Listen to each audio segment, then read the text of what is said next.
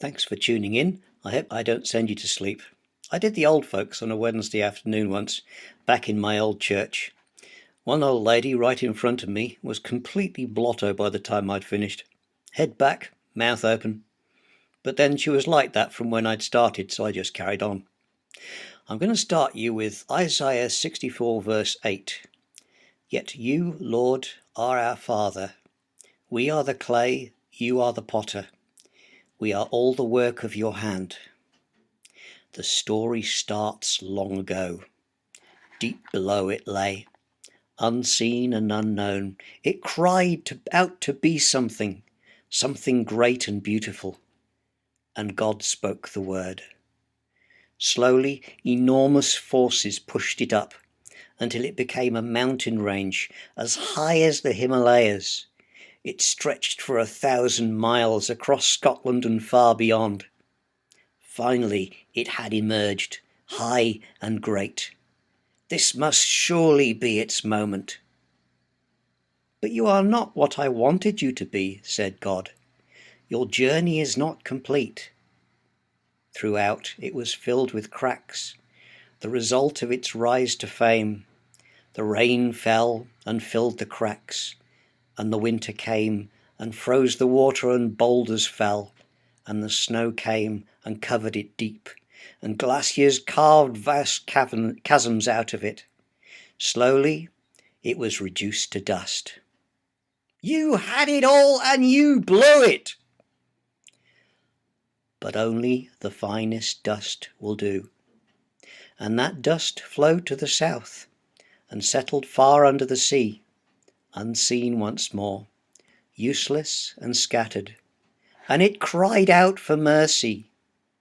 And slowly the land rose, restored once more, but shattered into 1,000,000,000,000 tiny pieces.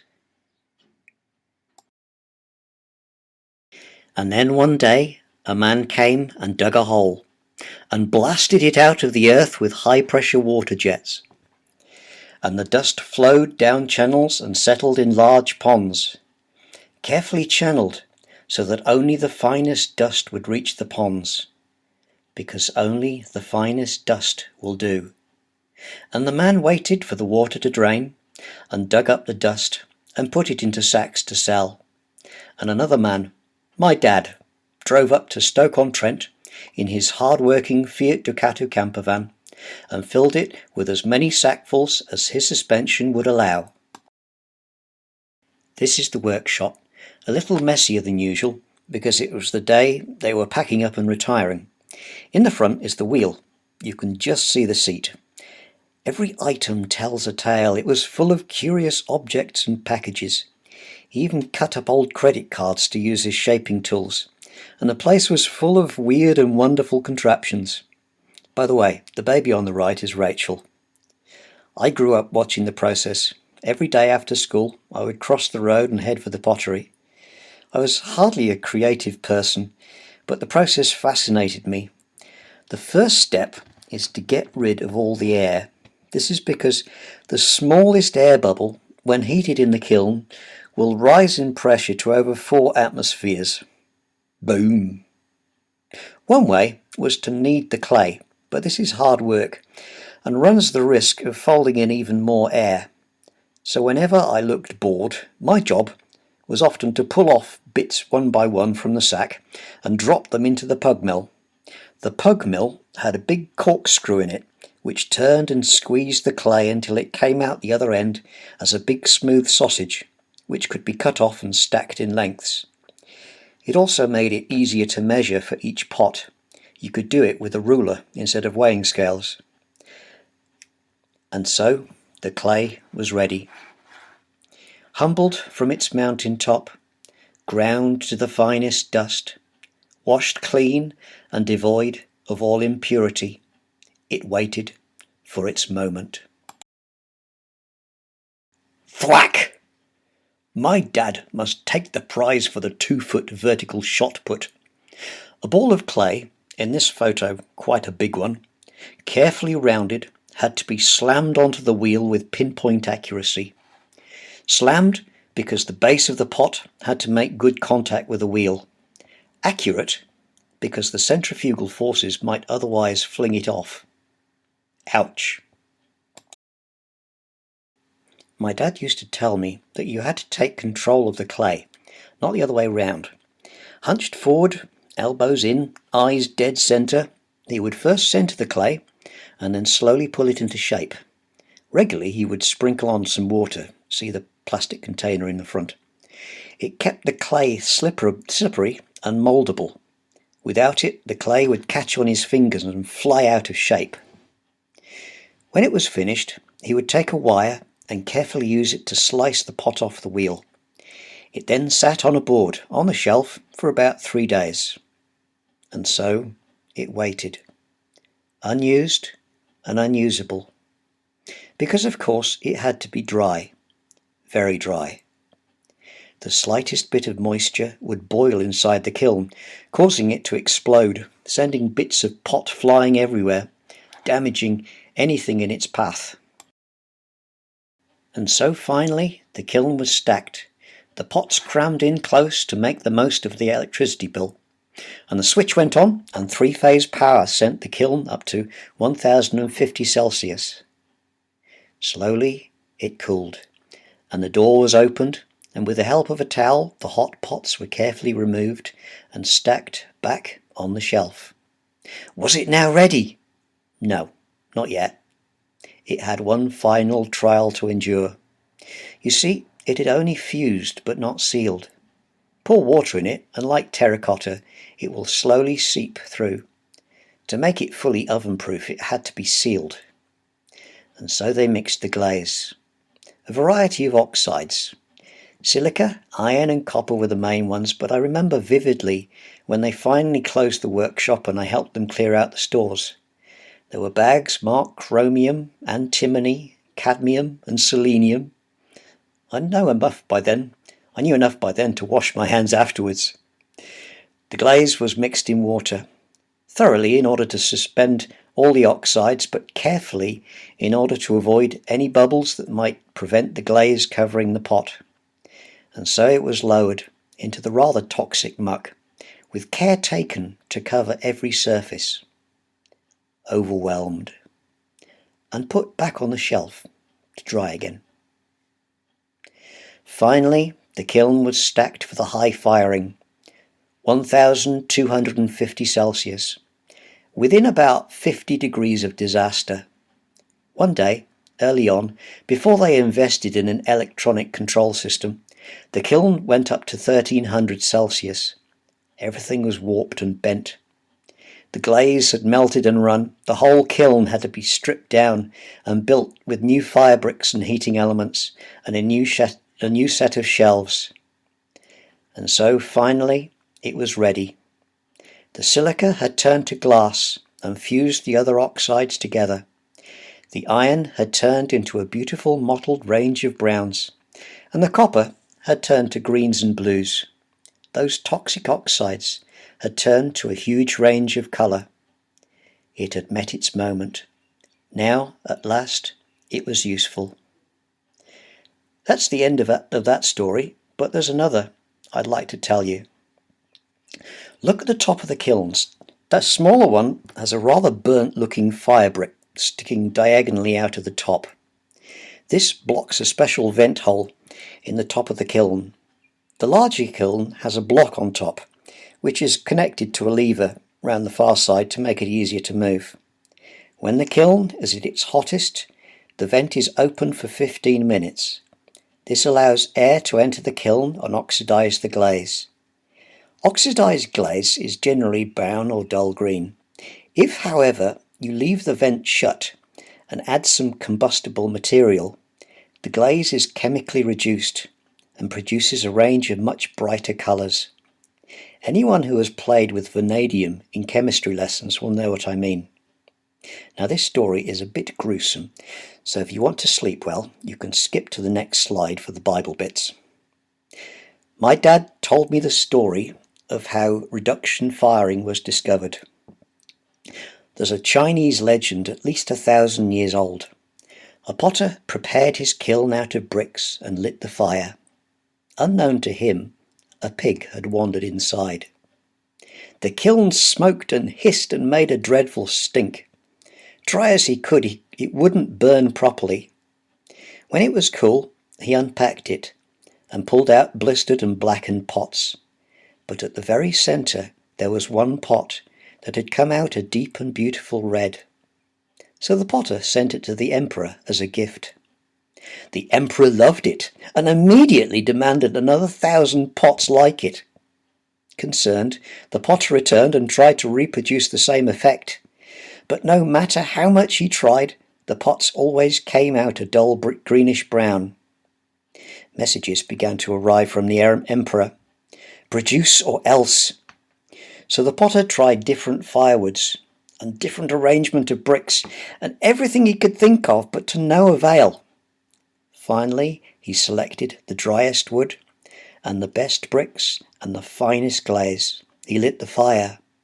He paced back and forth until he could take it no longer, and when the fire was at its hottest, he jumped in. His assistants tried to save him, but it was too late. They waited until the bricks were cool and sadly unpacked it. There was the ashes of the potter, and surrounding the ashes were thousands of beautiful blood-red pots. Might be a rather gruesome story, but it certainly speaks to me about a beauty that can only come through sacrifice. There's quite a lot there. The whole process speaks volumes. I'm not going to give you an in-depth study, but I'll pull out a few verses for you to ponder over. Pottery is, of course, an ancient art, and it's no surprise that the Bible mentions it quite a bit. When Paul wrote, "But we have this treasure in jars of clay to show that this all-surpassing power is from God and not from us," he was probably thinking of Isaiah 64 verse 8. "Yet you, Lord, are our Father. We are the clay, you are the potter. We are all the work of your hand." And referring not just to our human frailty, but to the work of God in our lives to mould us into the people he wants us to be. And yet, many times we ignore that frailty and that moulding and try to do the shaping ourselves. Isaiah points out the ridiculousness of this situation. Woe to those who quarrel with their maker, those who are nothing but potsherds, among the potsherds on the ground. Does the clay say to the potter, "What are you making?" Does your work say, "The potter has no hands"?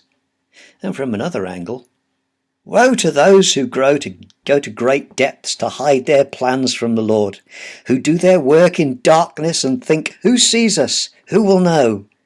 You turn things upside down, as if the potter were thought to be like the clay. Shall what is formed say to the one who formed it, "You did not make me"? Can the pot say to the potter, "You know nothing"? Isaiah has a lot to say about the potter. So too does Jeremiah. This is the word that came to Jeremiah from the Lord. Go down to the potter's house, and there I will give you my message. So I went down to the potter's house, and I saw him working at the wheel. But the pot he was shaping from the clay was marred in his hands, so the potter formed it into another pot, shaping it as it seemed best to him.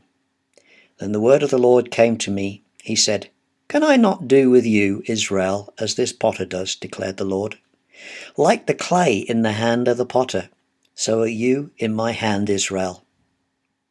Now I can remember a day in school, up in the craft workshop. There was an assistant there with a cloth bag full of something. Suddenly, she produced this rolling pin and thwacked the bag violently. Then she rolled it flat. Apparently it was full of some of the pots that hadn't made it to the kiln. They were saving money by reusing the clay. My dad had a bucket full of water next to the wheel. If his pot didn't come out right, he'd drop it in the bucket. There it would dry into a fine sludge, which he could later dry out on a plaster slab and use again.